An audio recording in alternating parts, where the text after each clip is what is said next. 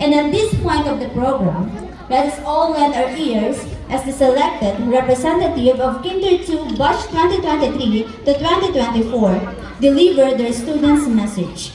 May I call on Lian Mandis Yitonko for her words of gratitude. Let's give her a welcoming applause.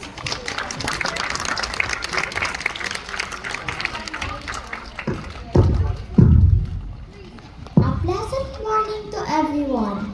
Our parents, teachers, school administrators, staff, our honorable school principal, Mrs. Aida Ignacio, our respected school president, Mr. Emiliano Pineda, and the dear classmates, on behalf of the kindergarten students, thank you all for coming to celebrate this special day, our graduation day. I would first like to thank our teachers who taught us what we have learned. They guided us each step of the way. They are our second parent. Thank you for your patience towards us and for sharing your knowledge. We all learned a lot from you. We learned how to read, write, sing, dance, and many more.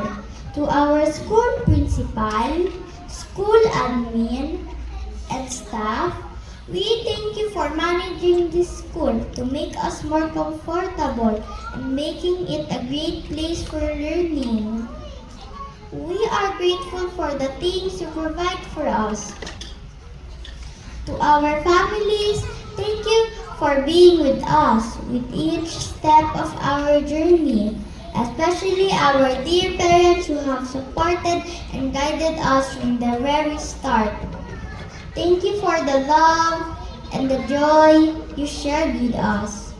You have known us longer than anyone else, and we all are thankful for the hard work you've done for us. To everyone, I thank you all on behalf of the kindergarten students for being here today. Congratulations, fellow graduates!